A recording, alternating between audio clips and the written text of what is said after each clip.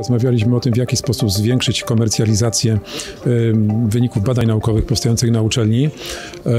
Główny problem polega na tym, że musimy we właściwy sposób umieć też spojrzeć na naszych naukowców.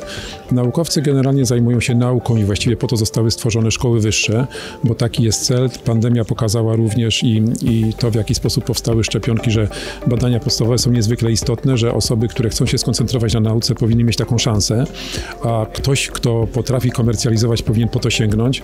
I właśnie staraliśmy się znaleźć jakiś środek, taki, który byłby właściwy do tego, żeby rzeczywiście skorzystać z wyników badań, które powstają. Nie każdy naukowiec ma takie zdolności, kompetencje, nie każdy potrafi, nie każdy chce zajmować się komercjalizacją swoich prac.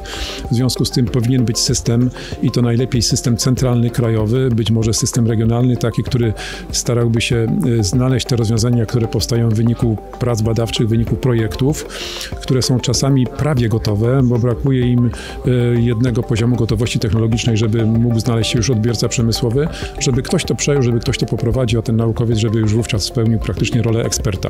Natomiast sam aby mógł zajmować się w dalszym ciągu pracami naukowymi. Oczywiście, jeśli znajdą się naukowcy tacy, którzy sami potrafią komercjalizować, stwarzamy ku temu możliwości również na Politechnice Śląskiej, bo mamy programy dotyczące powoływania spółek spin-off, więc spółek będących wynikiem działalności badawczej.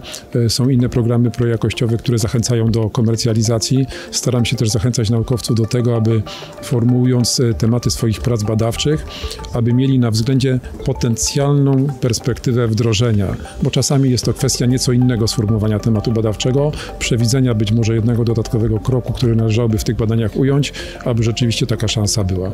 Myślę, że gdybyśmy to wszystko zebrali w całość i jeszcze te pomysły, które zostały zgłoszone przez wielu panelistów, gdyby rzeczywiście dało się ten namysł przełożyć na jakiś system, który by wspierał komercjalizację, myślę, że gdybyśmy do tego tematu wrócili za 2-3 lata, bylibyśmy w zupełnie innej sytuacji.